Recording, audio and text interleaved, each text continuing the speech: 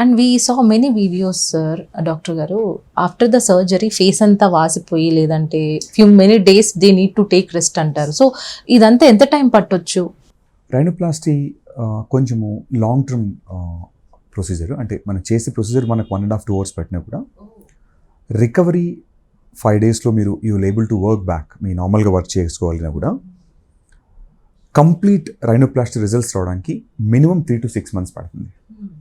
మనం bone structure alter చేసినప్పుడు ఖచ్చితంగా మనకు అండర్ ఐ స్వెల్లింగ్ రావడము, స్పేస్ అంతా స్వెల్ అప్ అవడము, టిష్యూస్ కూడా మనం అంతా ఇన్ఫ్లేమ్ అయి స్వెల్లింగ్ కనపడటము. సో ఐడియల్ షేప్ కనపడటానికి మినిమం 1 month నుంచి 6 months వరకు పట్టే ఛాన్స్ ఉంటుంది. బట్ లోపల మనం ఆల్టర్ చేసిన కార్టిలేజ్ ఏదైతే స్ట్రక్చర్ ఆల్టర్ చేస్తామో ఆ ఆల్టర్ చేసిన స్ట్రక్చర్ మీద స్కిన్ మళ్ళీ డ్రేప్ అవ్వడానికి, సో అది న్యాచురల్, మనం గమ్మేసి అతికేం అక్కడ. సో పైన వేసింది మళ్ళీ దాన్ని నీట్గా వెళ్ళి స్టక్ అవుతుంది. ఆ ప్రాసెస్ మనకు యూజువల్గా 3 months to 6 months minimum time పడుతుంది. సో ఎవరికైనా complete rhinoplasty makeover surgeries ఎవరు చూసినా కూడా అంటే నాకు 1 monthలో మ్యారేజ్ ఉంది, నో, నాట్ పాసిబుల్. దానికి ఆల్టర్నేటివ్ టెక్నిక్స్ ఉన్నాయి, మీకు అది ఎక్స్ప్లెయిన్ చేస్తాను.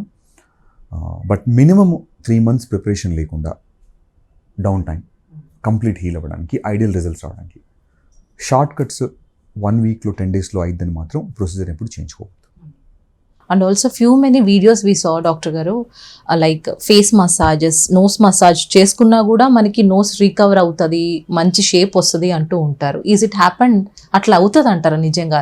చాలా మంది చాలా డిఫరెంట్ కైండ్స్ ఆఫ్ వీడియోస్తో వస్తూ ఉంటారు. నాకు ఎప్పుడూ ఒక డౌట్ ఉంటుంది దీని మీద. So what you say about that? ఈ నోస్ క్లిప్స్ నేను చూసాను, అది I seen the videos. China వాళ్ళు ఎక్కువ ఆ క్లిప్స్ పెట్టుకుంటారు. స్పెషల్గా చైనీస్ ఎందుకు డివైడ్ చేస్తారంటే వాళ్ళకి ఫ్లాట్ నోసెస్ జనరల్గా.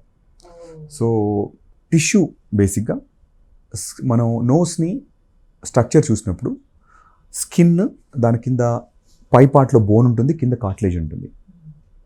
మీరు టెంపరీగా చేసిన తర్వాత ఒక 1-2 hours you may have that shape, but cartilage has a memory, మళ్ళీ బ్యాక్ వెళ్ళిపోతుంది.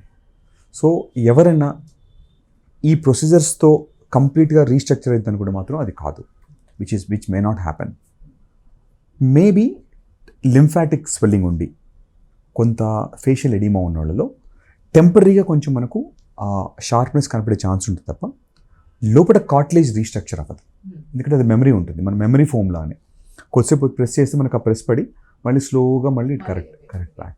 సో ఆ టెంపరీ హ్యాపీనెస్ కోసం చేయాల్సి వస్తుంది. మీరు చేసుకోవచ్చు, కానీ ఒక ఫంక్షన్కి వెళ్తున్నారు